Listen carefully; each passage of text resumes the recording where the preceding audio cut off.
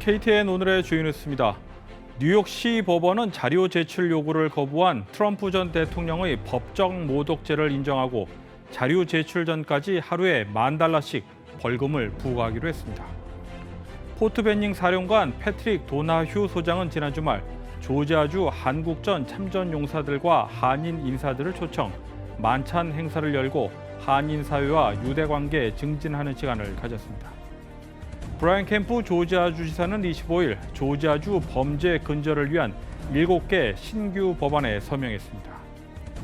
세계 한인무역인협회 월드 옥타 애틀랜타 지회가 주최하고 차세대가 주관한 킥스타트 애틀랜타 2022 창업 세미나가 지난 23일 엠버시 호텔에서 열렸습니다. 이상 오늘의 주요 소식 잠시 후 전해드립니다. 뉴욕시 법원은 자료 제출 요구를 거부한 트럼프 전 대통령의 법정 모독죄를 인정하고 자료 제출 전까지 하루에 $10,000씩 벌금을 부과할 것이라는 판결을 내렸습니다. 트럼프 변호인 측은 이번 결정에 대해 즉각 항소할 계획이라고 밝혔습니다. 김상은 기자가 보도합니다. 뉴욕시 맨하탄 1심 법원 아서 앵고런 판사는 트럼프 전 대통령이 마감일까지 법원에 요청 자료를 제출하지 않았다고 밝히면서 자료를 낼 때까지 하루에 $10,000 벌금을 부과했습니다. 앵고런 판사는 트럼프 전 대통령이 자신의 사업을 중요시 여기는 것처럼 자신도 자신의 일을 진지하게 생각한다며 이러한 이유로 법정 모독죄를 인정한다고 밝혔습니다. 레티샤 제임스 뉴욕주 법무장관은 트럼프 가족이 운영하고 있는 트럼프 그룹의 자산 가치에 대해 의혹을 조사하고 있습니다. 트럼프 그룹이 뉴욕의 저택과 아파트, 빌딩, 골프장 등 자산의 가치를 의도적으로 조작해 세금과 대출, 보험 혜택 등을 받아왔다는 겁니다. 이 때문에 제임스 법무장관은 평가 과정에 관한 서류 제출을 요구했고 법원은 이를 인정해 지난달인 3월 3일까지 제출을 명령했습니다. 하지만 트럼프 측이 마감일까지 제출한 서류는 고작 10건에 불과했습니다. 이후 법원이 제출 마감일을 3월 31일까지 연장했지만 트럼프 측은 이마저도 자료를 제때 내지 않았습니다.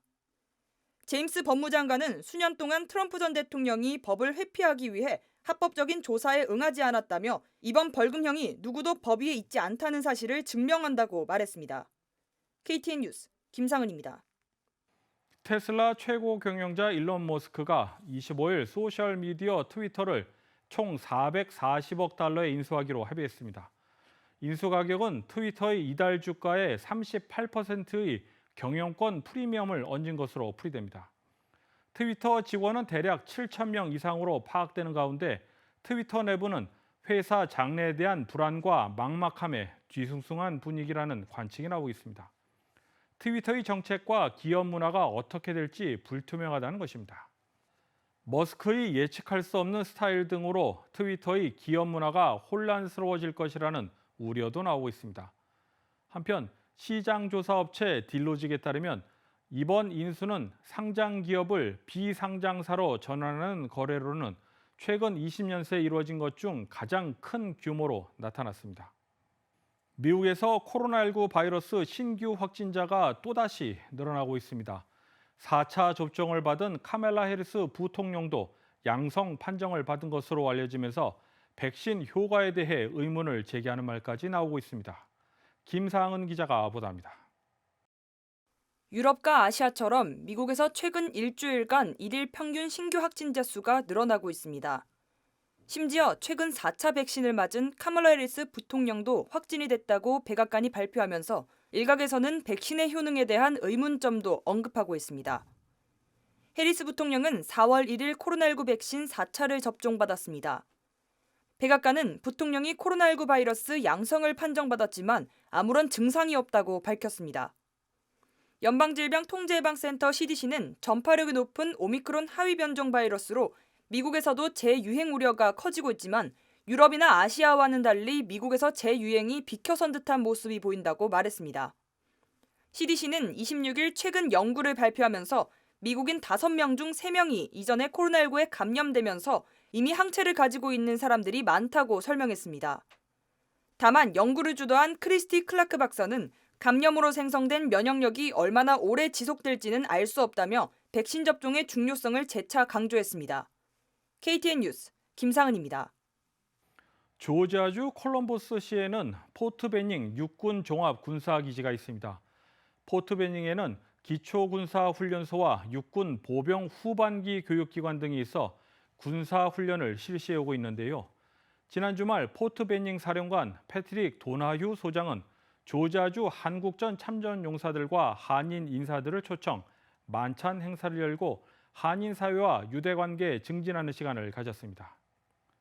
한인회 측에 따르면 이날 행사에는 이용기 한인 회장과 박청희 부회장, 그리고 장경섭 재향군인회 미 남부 지회장과 이광석 애틀랜타 총영사관 부총영사 등이 참석했습니다. 이용기 한인 회장은 기자와의 전화 통화에서 오는 5월 패트릭 도나휴 소장과 포트 베닝에서 위탁 교육을 받고 있는 한국군 장교들을 초청, 한인 사회를 소개하는 시간을 가질 예정이라고 밝혔습니다.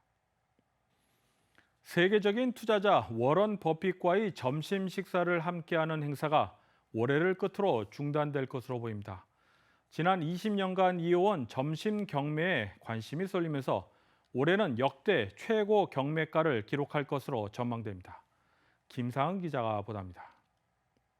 버핏과의 점심 행사를 매년 맡고 있는 글라이드 재단은 이번 경매가 워렌 버핏 회장의 마지막 점심 경매가 될 것이라고 전했습니다.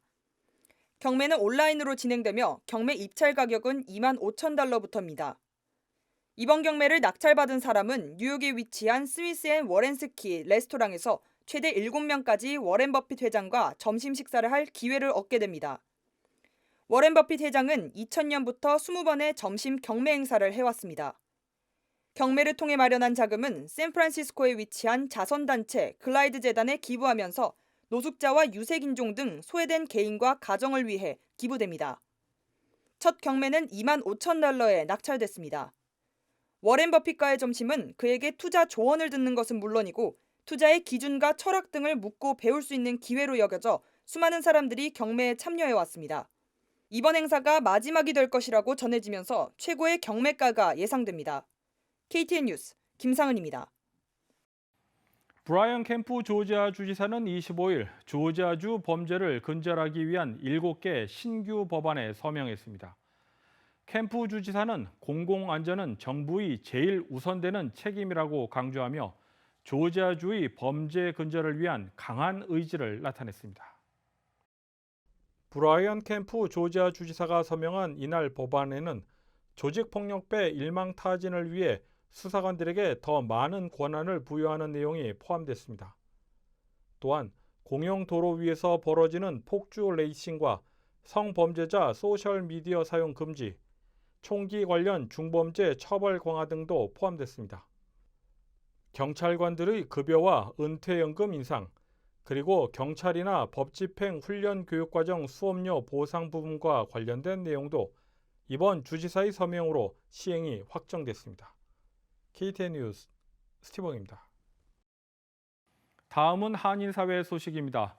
세계 한인무역인협회 월드옥타 애틀랜타 지회가 주최하고 차세대가 주관한 킥스타 애틀랜타 2022 창업 경제 세미나가 지난 23일 슈가로프 엠버시 호텔에서 열렸습니다.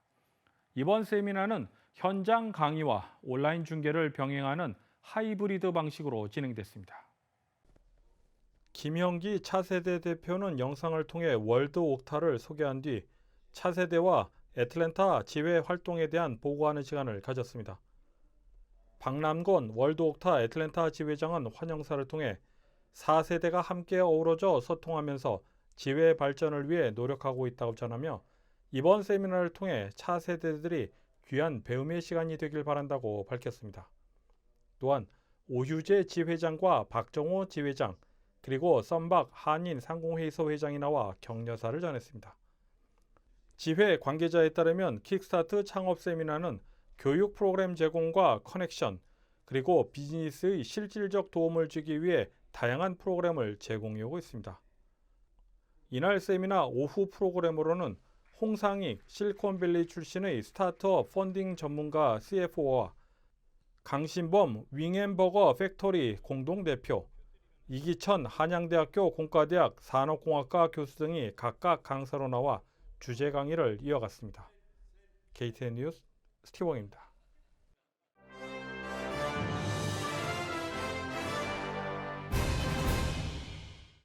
유럽연합 EU가 2027년까지 러시아산 석유와 천연가스 의존도를 0으로 만드는 방안을 추진합니다. 파울로 젠틸로니 경제 담당 EU 집행위원은 올해 말까지 러시아산 석유와 가스 의존도를 3분의 2로 줄이고 2027년 말까지는 수입을 전면 중단하는 목표를 세웠다고 말했습니다. EU는 우크라이나를 침공한 러시아를 제재하는 수단으로 러시아산 석유와 천연가스 수입 금지 등을 논의해왔지만 회원국 간 의견이 엇갈렸습니다. 이에 수입량을 점진적으로 줄이거나 특정 가격 이상일 경우 고율의 관세를 물리는 방안 등을 검토해왔습니다. 유럽연합은 가스의 90%, 석유 제품의 97%를 수입하고 있으며 이 중 가스의 40%, 원유 25%가량이 러시아산입니다. 조 바이든 대통령이 26일 비폭력 범죄 유죄 판결을 받은 3명을 사면하고 마약 범죄로 유죄 판결을 받은 75명을 감형했다고 밝혔습니다. 취임 후 15개월 만에 처음으로 사면 권한을 행사한 것입니다. 바이든 대통령은 두 번째 기회의 달을 맞아 헌법에 따른 권한을 사용해 사면 및 감형함으로써 그러한 가치를 유지하려 한다고 언급했습니다.